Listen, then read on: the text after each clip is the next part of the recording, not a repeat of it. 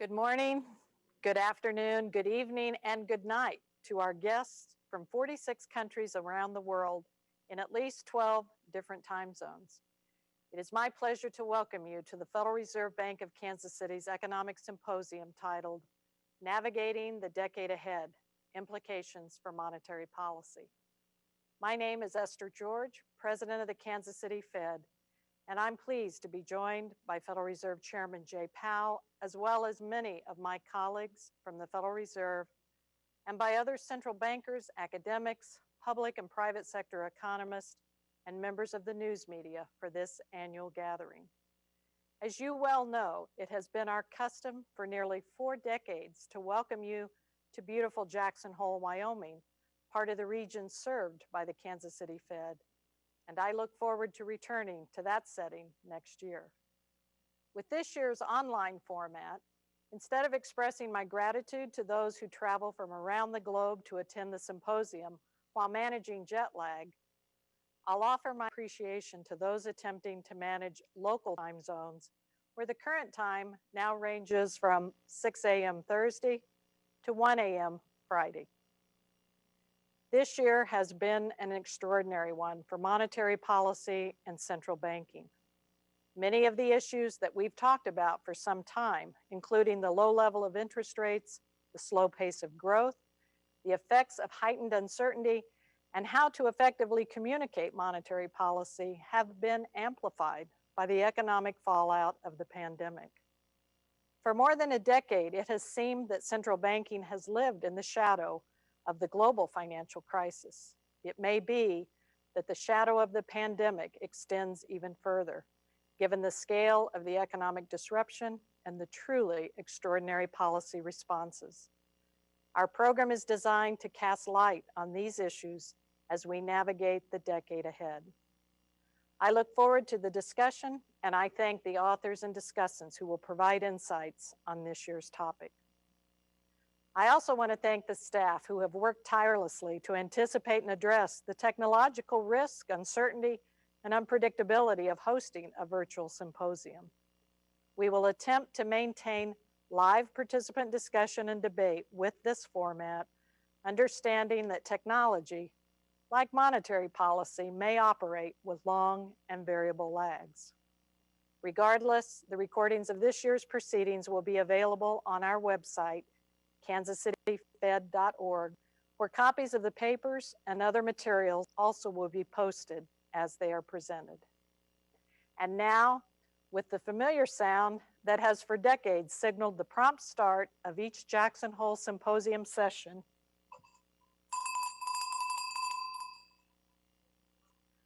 let me turn to our program moderator, Susan Collins, to kick off the opening session. Thank you very much, President George.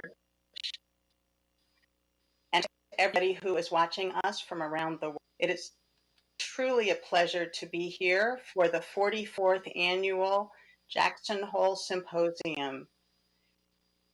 And it is really also a pleasure that this, the first time, is broadcast and a public symposium, which is a tribute to making it more open and inclusive.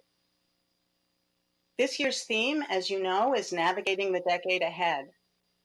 And while so many are focused on navigating the very challenging issues that we are grappling with in the moment, from the pandemic, racial injustice, to the economic crisis, it's important to remember that each of these unfolds in a broader context. And understanding the longer-term trends is also essential for addressing today's policies. And so this symposium's focus on the decline in long-term growth, on lower interest rates and inflation are as salient for economic and in particular monetary policy as understanding crisis management issues, as we will discuss during the symposium today. And so to get us started, it is my honor to introduce the Chair of the Federal Reserve Board, Jerome Powell.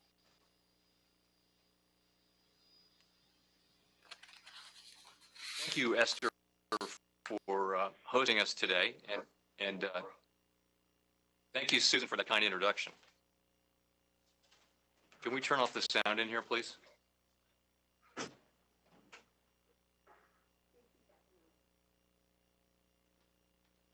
Thank you. The Kansas City Fed's economic policy symposiums have consistently served as a vital platform for discussing the most challenging economic issues of the day. Judging by the agenda and the papers, this year will be no exception. For the past year and a half, my colleagues and I on the FOMC have been conducting the first ever public review of our monetary policy framework. Earlier today, we released a revised statement on longer run goals and monetary policy strategy, a document that lays out our goals, articulates our framework for monetary policy, and serves as the foundation for our policy actions. Today, I will discuss our review, the changes in the economy that motivated us to undertake it, and our revised statement, which encapsulates the main conclusions of the review. We began this public review in early 2019 to assess the monetary policy strategy, tools, and communications that would best foster achievement of our congressionally assigned goals of maximum employment and price stability over the years ahead in service to the American people. Because the economy is always evolving, the FOMC's strategy for achieving its goals, our policy framework, must adapt to meet the new challenges that arise. 30 years ago, the biggest problem our economy faced was high inflation. The great inflation demanded a clear focus on restoring the credibility of the FOMC's commitment to price stability. Chair Paul Volcker brought that focus to bear, and the Volcker disinflation, with the continuing stewardship of Alan Greenspan, led to the stabilization of inflation and inflation expectations in the 1990s at around 2%. The monetary policies of the Volcker era laid the foundation for a long period of economic stability known as the Great Moderation. This new era brought new challenges to the conduct of monetary policy. Before the Great Moderation, expansions typically ended in overheating and rising inflation. Since then, prior to the current pandemic-induced downturn, a series of historically long expansions had been more likely to end with episodes of financial instability, prompting essential efforts to substantially increase the strength and resilience of the financial system. By the early 2000s, many central banks around the world had adopted a monetary policy framework known as inflation targeting. Although the precise features of inflation targeting differed from country to country, the core framework always articulated an inflation goal, the primary objective of monetary policy. Inflation targeting was also associated with increased communication and transparency, designed to clarify the central bank's policy intentions. This emphasis on transparency reflected what was then a new appreciation that policy is most effective when it is clearly understood by the public. Inflation targeting central banks generally do not focus solely on inflation. Those with flexible inflation targets take into account economic stabilization in addition to their inflation objective. Under Ben Bernanke's leadership, the Federal Reserve adopted many of the features associated with flexible inflation targeting. We made great advances in transparency and communications with the initiation of quarterly press conferences and a summary of economic projections, which comprises the individual economic forecasts of FOMC participants. During that time, then Board Vice Chair Janet Yellen led an effort on behalf of the FOMC to codify the committee's approach to monetary policy. In January 2012, the committee issued its first statement on longer run goals and monetary policy strategy, which we often refer to as the consensus statement. A central part of this statement was the articulation of a longer run inflation goal of 2%. Because the structure of the labor market is strongly influenced by non-monetary factors that can change over time, the committee did not set a numerical objective for maximum employment. However, the statement affirmed the committee's commitment to fulfilling both its congressionally mandated goals. The 2012 statement was a significant milestone, reflecting lessons learned from fighting high inflation, as well as from experience around the world with flexible inflation targeting. The statement largely articulates the framework the committee had been following for some time. The completion of the original consensus statement in January 2012 occurred early on in the recovery from the global financial crisis, when notions of what the new normal might bring were quite uncertain. Since then, our understanding of the economy has evolved in ways that are central to monetary policy. Of course, the conduct of monetary policy has also evolved. A key purpose of our review has been to take stock of the lessons learned over this period and identify any further changes in our monetary policy framework that could enhance our ability to achieve our maximum employment and price stability goals in the years ahead. Our evolving understanding of 4 key economic developments motivated our review. First, assessments of the potential or longer-run growth rate of the economy have declined. For example, since January 2012, the median estimate of potential growth from FOMC participants has fallen from 2.5% to 1.8%. Some slowing growth relative to earlier decades was to be expected, reflecting slowing population growth and the aging of the population. More troubling has been the decline in productivity growth, which is the primary driver of improving living standards over time. Second, the general level of interest rates has fallen both here in the United States and around the world. Estimates of the neutral federal funds rate, which is the rate consistent with the economy operating at full strength and with stable inflation, fallen substantially, in large part reflecting a fall in the equilibrium real interest rate, or R-star. This rate is not affected by monetary policy, but is instead driven by fundamental factors in the economy, including demographics and productivity growth, the same factors that drive potential economic growth. The median estimate from FOMC participants of the neutral funds rate has fallen by nearly half since early 2012, from 4.25% to 2.5%. This decline in assessment of the neutral federal funds rate has profound implications for monetary policy. With interest rates generally running closer to their effective lower bound, even in good times, the Fed has less scope to support the economy during an economic downturn by simply cutting the federal funds rate. The result can be worse economic outcomes in terms of both employment and price stability, with the costs of such outcomes likely falling hardest on those least able to bear them. Third, and on a happier note, the record-long expansion that ended earlier this year led to the best labor market we had seen in some time. The unemployment rate hovered near 50-year lows for roughly 2 years, well below most estimates of its sustainable level. And the unemployment rate captures only part of the story. Having declined significantly in the 5 years following the crisis, the labor force participation rate flattened out and began rising, even though the aging of the population suggested it would keep falling. For individuals in their prime working years, the participation rate fully retraced its post-crisis decline, defying earlier assessments that the global financial crisis might cause permanent structural damage to the labor market. Moreover, as the long expansion continued, the gains began to be shared more widely across society. The Black and Hispanic unemployment rates reached record lows, and the differentials between these rates and the white unemployment rate narrowed to their lowest levels on record. As we heard repeatedly in our Fed Listens events, the robust job market was delivering life-changing gains for many individuals, families, and communities, particularly at the lower end of the income spectrum. In addition, many who had been left behind for too long were finding jobs, benefiting their families and communities, and increasing the productive capacity of our economy.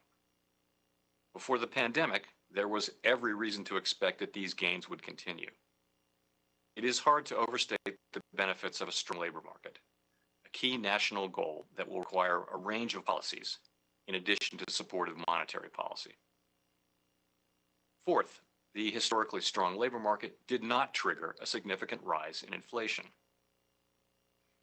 Over the years, forecasts from FOMC participants and private sector analysts routinely showed a return to 2% inflation, but these forecasts were never realized on a sustained basis.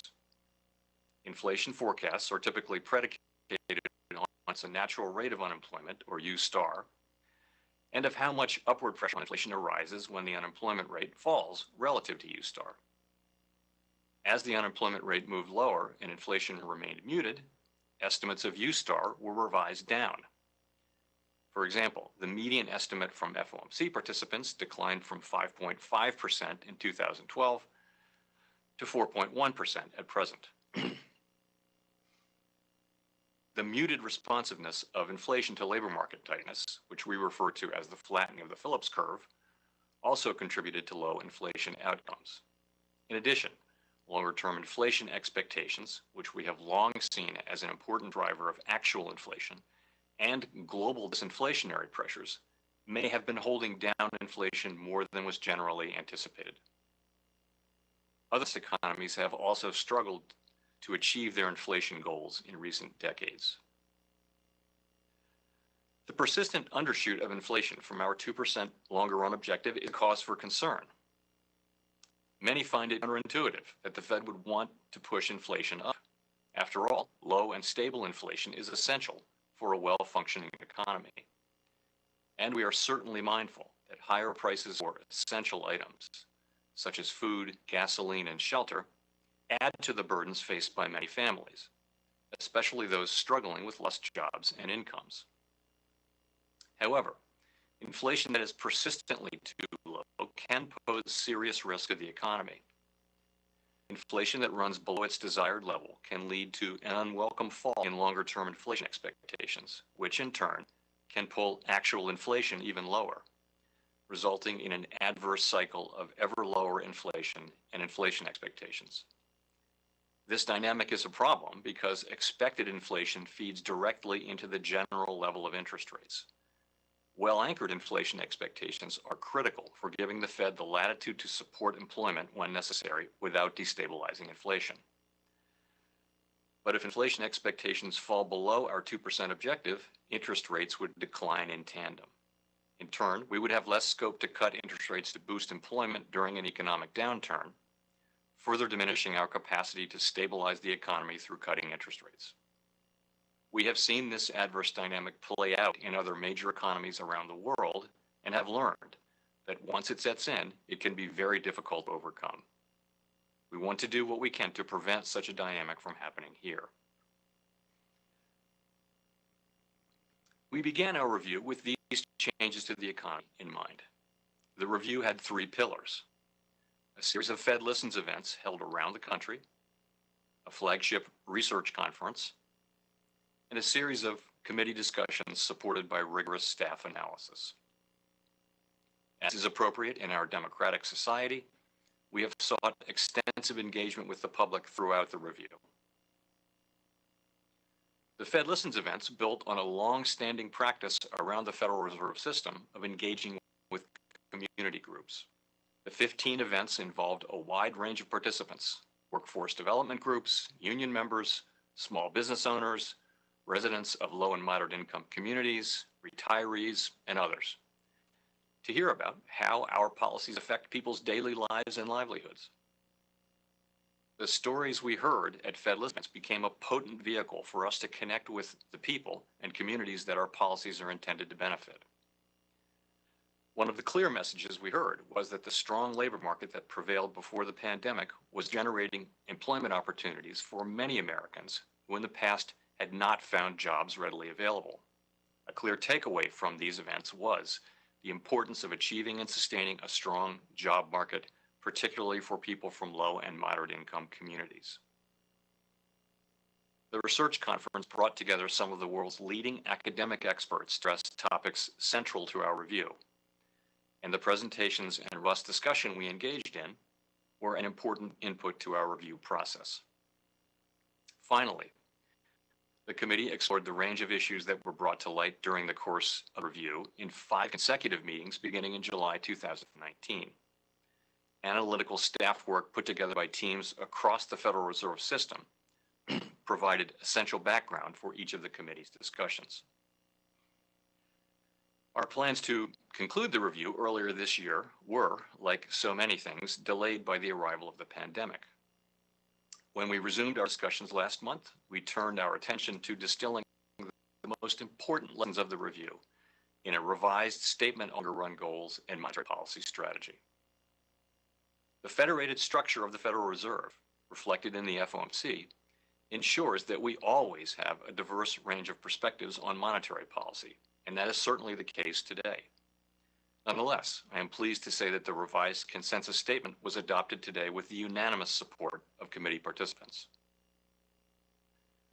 Our new consensus statement, like its predecessor, explains how we interpret the mandate Congress has given us and describes the broad framework that we believe will best promote our maximum employment and price stability goals. Before addressing the key changes in our statement, let me highlight some areas of continuity. We continue to believe that specifying a numerical goal for employment is unwise because the maximum level of employment is not directly measurable and changes over time for reasons unrelated to monetary policy. The significant shifts in estimates of the natural rate of unemployment over the past decade reinforce this point. In addition, we have not changed our view that a longer-run inflation rate of 2% is most consistent with our mandate to promote both maximum employment and price stability. Finally, we continue to believe that monetary policy must be forward-looking, taking into account the expectations of households and businesses and the lags in monetary policy's effect on the economy. Thus, our policy actions continue to depend on the economic outlook as well as the risks to the outlook, including potential risks to the financial system that could of our goals. The key innovations in our new consensus statement reflect the changes in the economy I described. Our new statement explicitly acknowledges the challenge posed by the proximity of interest rates to the effective lower bound. By reducing our scope to support the economy by cutting interest rates, the lower bound increases downward risks to employment and inflation. To counter these risks, we are prepared to use our full range of tools to support the economy. With regard to the employment side of our mandate, our revised statement emphasizes that maximum employment is a broad-based and inclusive goal. This change reflects our appreciation for the benefits of a strong labor market, particularly for many in low and moderate income communities.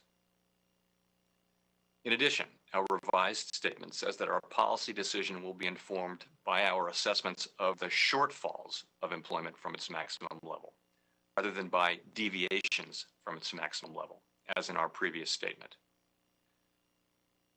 This change may appear subtle, but it reflects our view that a robust job market can be sustained without causing an outbreak of inflation.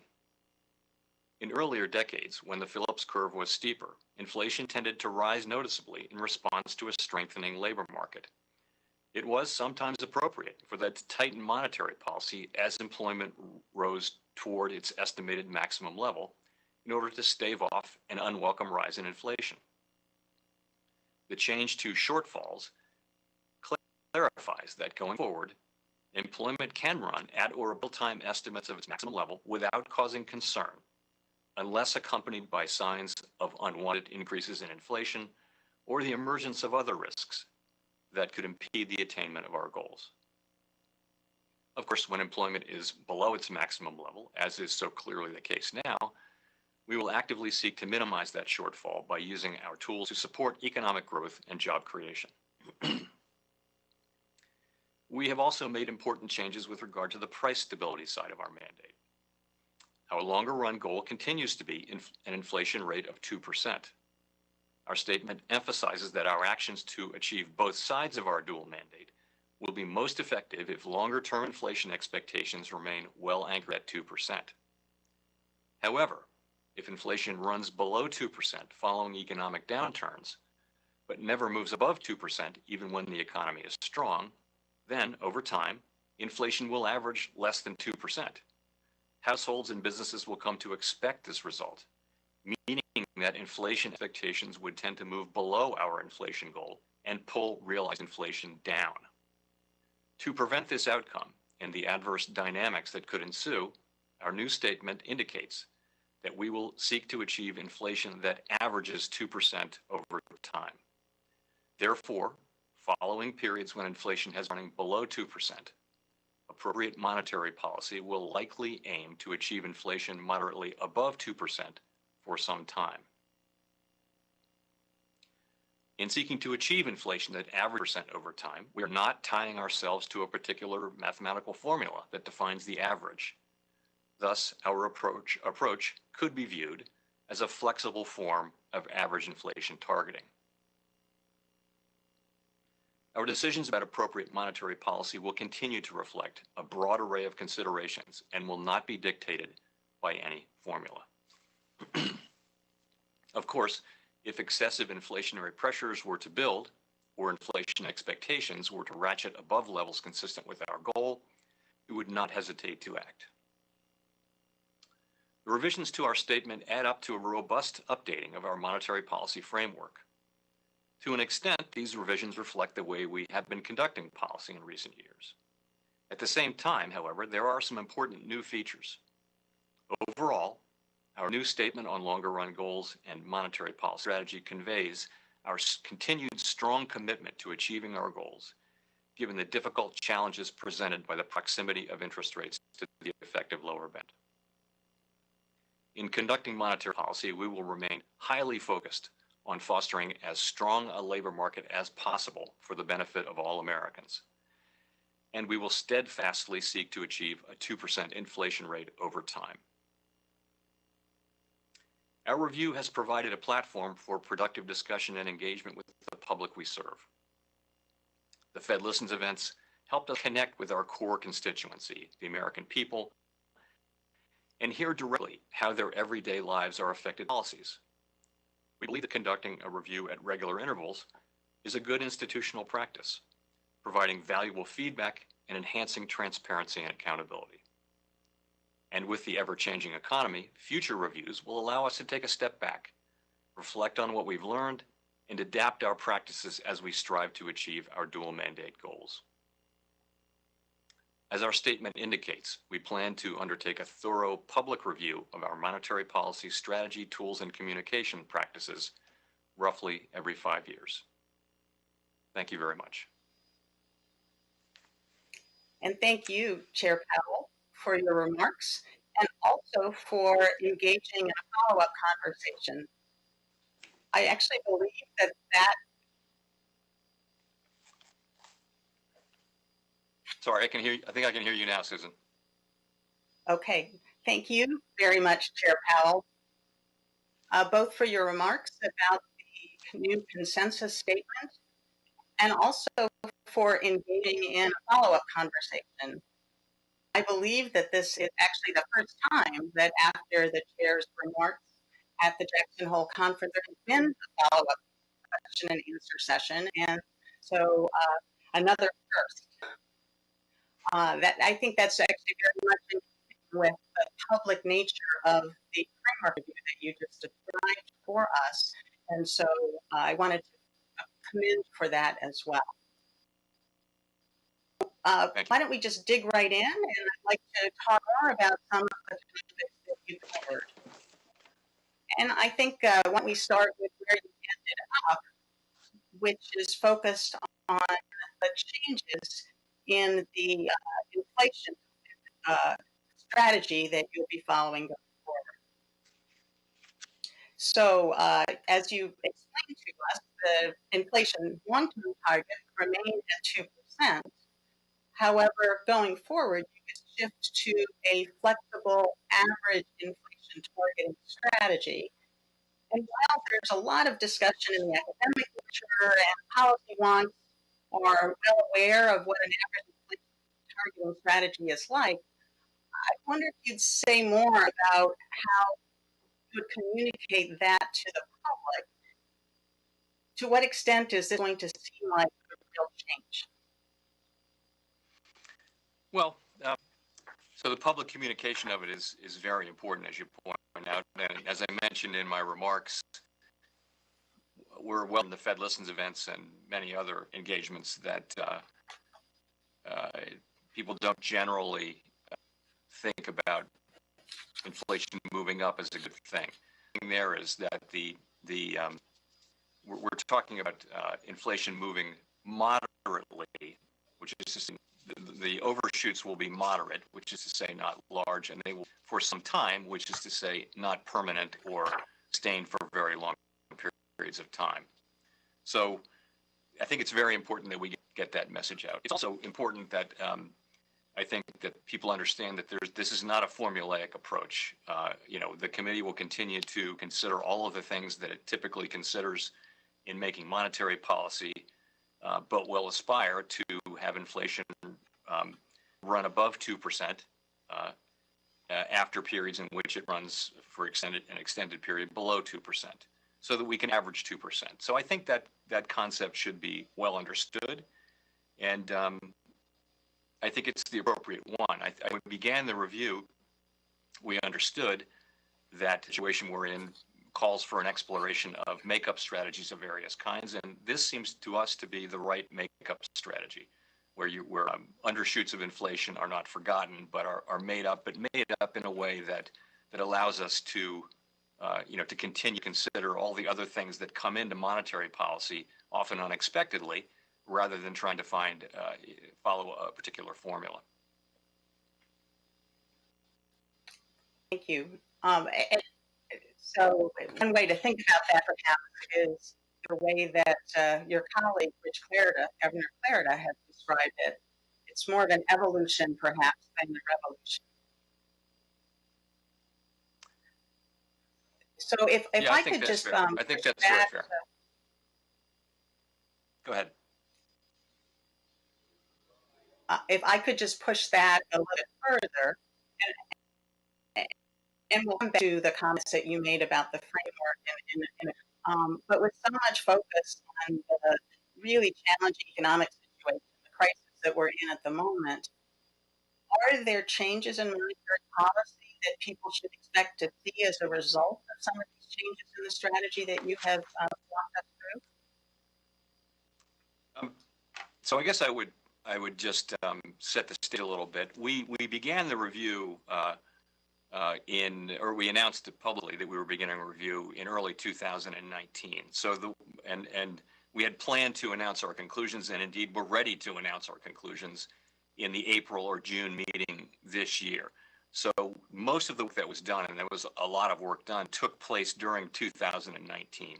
So the review is meant to establish a framework for monetary policy that will guide our decisions for the foreseeable future. It was meant to take into account the learning that we did in watching a full business cycle take place after the global financial crisis. We had seen a full business cycle or close to it, and now we have indeed seen a business cycle. So we thought it was time to update.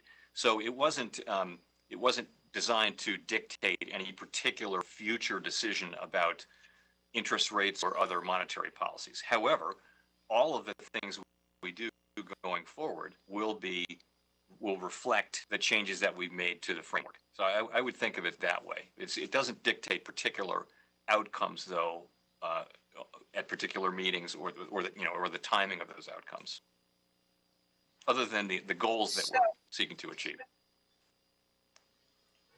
So you mentioned a bit, and I'd like to hear a bit more about this. The rationale and your thinking for launching this review to begin with. You've mentioned that it was launched, of course, 18 months ago, so well before the current context. And I wonder if you'd say more about both what your motivation was for launching this, but also whether, as you look back on what the process was and how it unfolded, if you would have done anything differently. Sure. So the review is really part of a broader program of enhanced transparency and accountability, really something the Fed's been working on for 30 plus years now. Today surveys show that public faith in large institutions around the world is under pressure. And so I think institutions like the Fed have to aggressively seek transparency and accountability to preserve our democratic legitimacy. And there are a bunch of things that we're doing. The review was the center of that, though. I thought other central banks have done various forms of reviews, not all of them of their broad monetary policy, but some had, and I thought this would be something we could do to get great benefits and also be able to update our framework. And the economic question we had to answer was how to adapt our framework to what we really had learned since the global financial crisis during that long expansion. As I mentioned, we knew that we were going to be closer to the effective lower bound in all likelihood, and had to address that as I described in my remarks. We didn't know how it would come out. I'm very happy with where it came out. I will, if you'll forgive me or allow me, just say for a second that we were in the design process of this when Vice Chair Rich Clarida arrived in the fall of 2018, and there were only 3 governors, I think, at the time. he had the time and really took this on and led it. And we would not be sitting here today talking about this without his great leadership efforts in bringing this thing forward. I'd also mention the other members of the subcommittee on communications, which Rich Clare's, Governor Brainerd, Eric Rosengren, and pretty much every member of the FOMC, every participant can look at the document and see their own views and input reflected. So I think in terms of, I mentioned some of the things. I think there were great gains in the process of engaging with lawmakers and engaging with the general public on these issues and seeking input and accountability. I think that is a most welcome thing when you do that. And so I think even apart from the gains in the framework, that was something I was quite struck by. The Fed Listens events were just really striking. If you were in Chicago, I think that conference, there were 2 panels of people from low and moderate income communities who spoke about the economy in their lives, and it was just riveting. It was really, that was the highlight of that conference, which of course was chocked with global monetary policy experts. But to hear them talking about what a tight labor market means in their communities was something that none of us will forget. And I think we knew that intellectually, but I think hearing it a lot over the course of Fed Listens, and then seeing the sharing of the benefits of a labor market that's tight, in the sort of 8th and 9th years of the expansion, wages began to move up more for people at the lower end. We saw labor force participation. We saw employers doing lots and lots of things to recruit people who might not have been recruited earlier. So it's a very virtuous thing, and one that I mentioned in my remarks will take support from Congress over time too.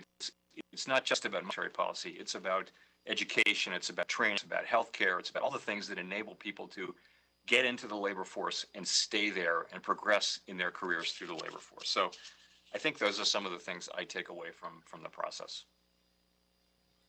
So, I mean, as someone who did participate in at least some pieces of the process, I will also comment on just how public and Fed, as you mentioned, is often not thought of as an institution that really does reach out to the public and engage in different ways.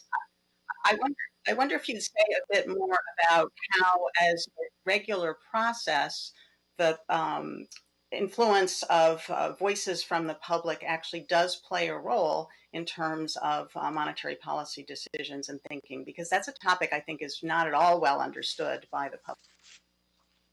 Well, we have, through the Reserve Bank system, we have a unique, really, presence in communities around the United States. And we're present in not just in the business community, but in educational, medical, through our community affairs groups, we're present in neighborhoods, and we harvest that information, and it goes into a lot of what FOMC participants say. It goes into the research that we do, it goes into the data that we collect. We collect a lot of unique data on diverse outcomes among different groups and that kind of thing. And all of that goes into our FOMC deliberations. In particular, it informs our understanding of what maximum employment really means. So we focus on, at every FOMC meeting, in every briefing, in pretty much all of my public remarks and my colleagues' public remarks in the monetary policy report, we will call out different, for example, unemployment rates and labor force results for different racial groups. Not just because it's the right thing to do, it really does inform our thinking about maximum employment. And So this is something that we're very focused on. These disparities are a longstanding feature of the American economy, and they really do hold us back. As Raphael Bostic so pointed out so well recently, they weigh on the whole economy, and so all of that goes into our thinking, not in a mechanical way, but in our understanding of what maximum employment is, and that's why you saw when during 2019, when the unemployment rate fell to 3.5%, well below most estimates of the sustainable rate, the natural rate of unemployment. You didn't see us raising rates or expressing concern. You heard us celebrating that, and you actually saw us cutting rates during 2019. Not because of that, but nonetheless, we weren't hesitant to cut rates because of the very low level of unemployment. So just to follow up on that a bit, you have made some very strong and very clear statements about racial justice and the challenges of economic disparities, particularly related to racial inequalities. And of course, we know that many of those disparities are in such clear relief in the current context. And so I'd like to ask you to say a bit more, having explained to us that the employment mandate will be interpreted in a broader and more inclusive way. What else can the Fed do to address some of those really important disparities? So I would say, as I mentioned, these are long-running features of our economy, which figure into our understanding of the economy and into our decisions. And I would say also that while they're long-standing, the pandemic has really shown that the effects of the pandemic have fallen to a large extent, not exclusively, but to a large extent, on people working in the service economy, in public-facing jobs, and these relatively low-wage workers, and that's been heavily skewed toward minorities, women, low and moderate income community. So what can the Fed do? So as I mentioned, we do already. If you look at the record, we're doing lots of research around these issues. We're talking about it publicly, and we are talking about these issues publicly, and we're incorporating into our thinking. I think the key thing, though, is that the single most important thing we can do here is to support a strong labor market. And as I mentioned earlier, that is something that we can do, but that is more of an all-government, all-society project that we could take on forcefully. It can't just be the way the Fed manages interest rates through the business cycle. Although, in other words, it's not to wait until the 8th and 9th year of the cycle to get those kinds of results. We can do better than that, but with other policies. I think we're doing those things that we can do. I think a lot of them we're doing, and we'll keep looking for new ways. It is important to point out, though, our interest rate policies and our other policies affect all Americans and are for the benefit of all Americans. They're just, in that sense, blunt tools, and there are better tools for dealing directly with distributional issues, and those are the tools that are held in our system of government by elected officials and the people who are appointed in the executive branch, who work for an elected official. So it is, as I said, it needs to be an all of government, all of society kind of thing. We'll keep doing what we can do, but I wouldn't. We really need it to be broader than just the Fed, and I think we're sort of doing the things that we think we can do now, and we'll keep doing them. So it certainly does it have to be a broader effort. In that context, I wanted to just ask you a bit about some of the special programs, the facilities to try to get funds out into the community, in particular in places and for groups that are really struggling. As you know, the Fed has come under some criticism that some of those facilities are not reaching some of the groups that are the hardest hit. For example, minority businesses are often described. And I wonder if you'd say a bit more about whether there are additional things that the Fed could be doing, perhaps in partnership with others in that context. So we did a lot of, on the Main Street facility, we did a great deal of outreach to community development financial institutions and minority depository institutions and other organizations that represent those constituencies. And so we're doing everything we can to reach those constituencies. Remember, this is a very broad program designed to make loans. So these are loans that we can make. We can't make grants the way effectively the PPP program does. That's really fiscal policy. What we're doing is we're making loans, and the law requires us to have a reasonable expectation that the loans will be repaid. A bank has to keep a 5% piece of that loan. So we are working to reach smaller and medium-sized businesses through that. But I do think this is a unique exercise for us. We've never done anything like that, lending to businesses. I would say we've never done it, but we've never tried to reach out broadly like this, particularly to smaller institutions. We're really not the ideal, and we're doing it. We've put more effort and work into the Main Street facility than everything else we've done. It's a very, very challenging exercise. We're making progress there. I think we're getting more and more banks signed up, more and more loans getting made. CDFIs and smaller community banks are in fact active. But it's going to take more than that. It's going to take,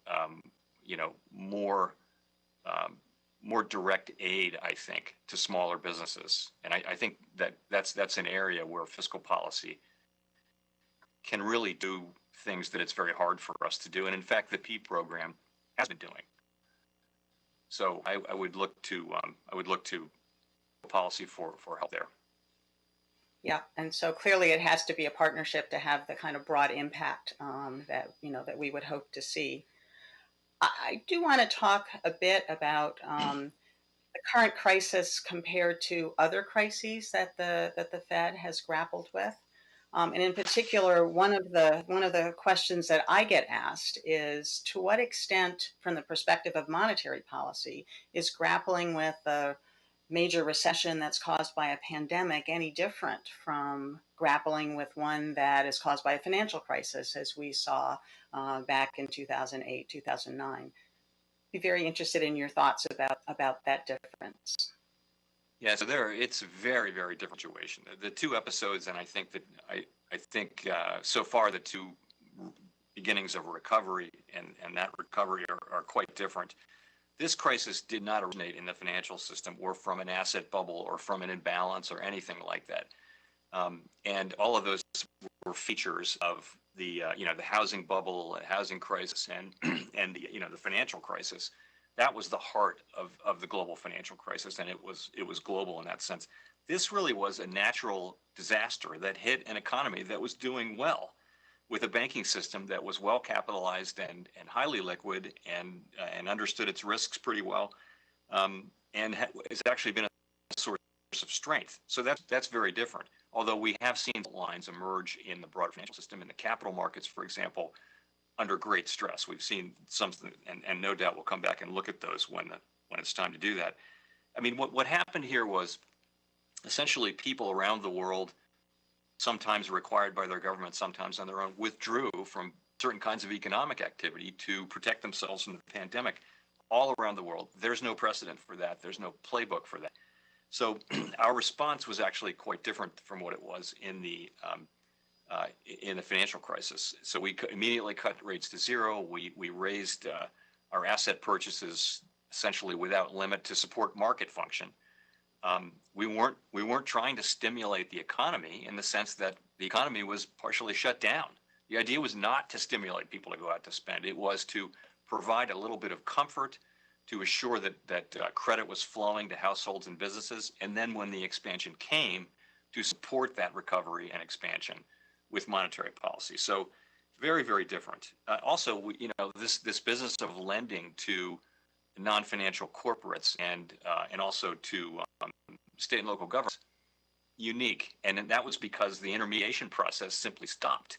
The financial system, there was such a flight to safety when the pandemic really hit that credit intermediation between savers and borrowers just essentially stopped. And we had to step in as a backstop for the municipal market, for the corporate markets, and have been doing so for smaller businesses And we did so around the world for dollar funding markets. Now, that was similar to during the financial crisis. So it's very different. But I would say this, though. So we had the deepest quarter loss in GDP that we've ever had. But remember, the economy was strong back in February. So there's a lot of strength in the economy. The recovery in May and June came sooner and was stronger than expected. So there's still a healthy economy under here, except for this area that's been directly affected by COVID. So if we can keep the disease under control, the rest of the economy can recover fairly quickly.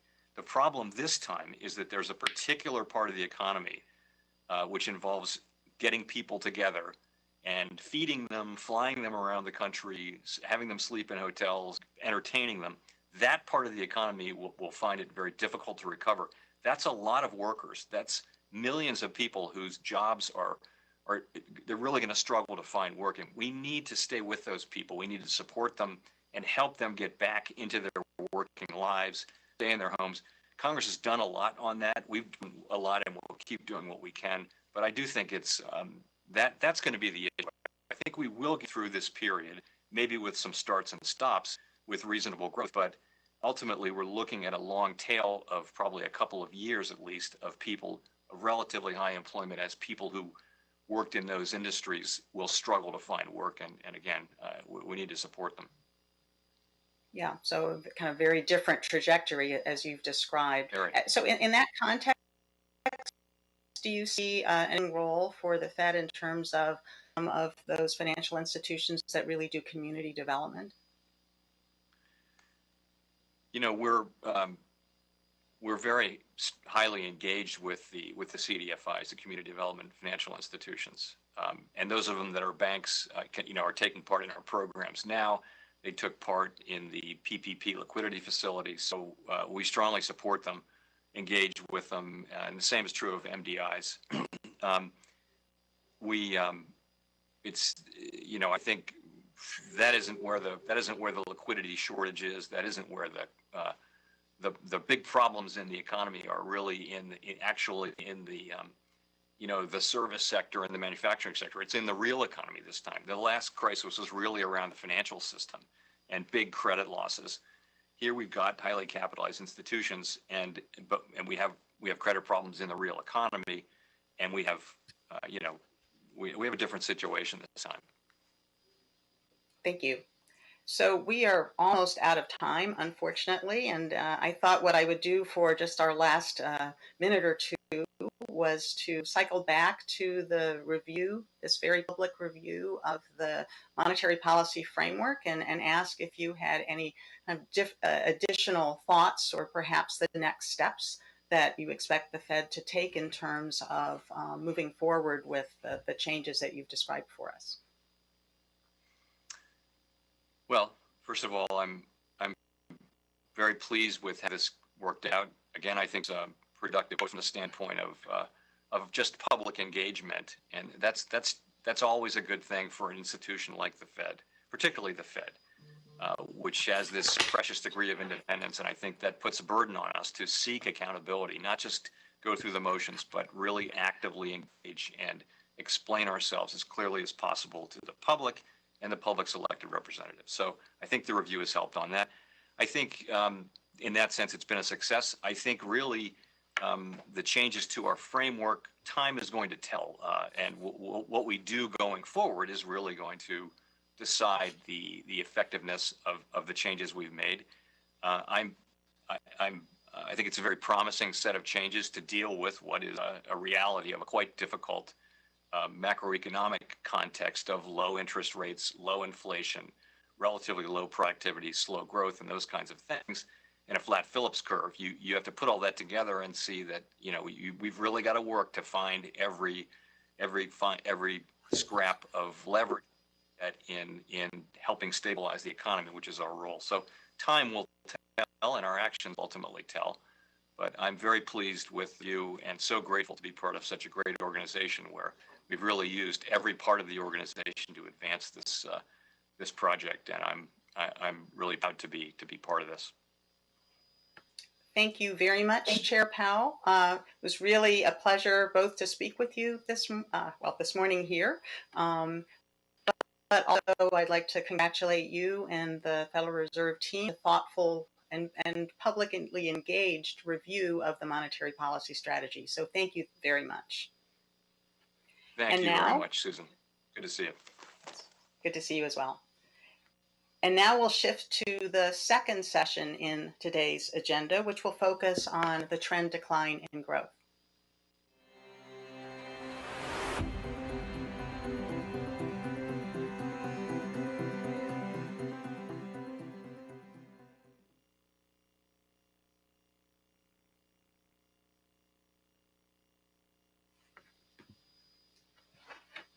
And the paper for this session will be presented by the author, Ufik Akajit, from the University of Chicago.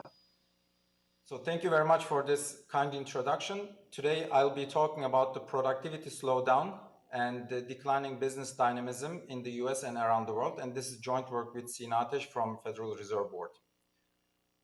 As all participants are familiar with, there has been a productivity slowdown in the US over the past several decades, and it is important to understand the underlying mechanism in order to come up with the right policy recommendations. So what we try to do in this background paper, is to put together several other trends at the micro level that can shed light on the macro productivity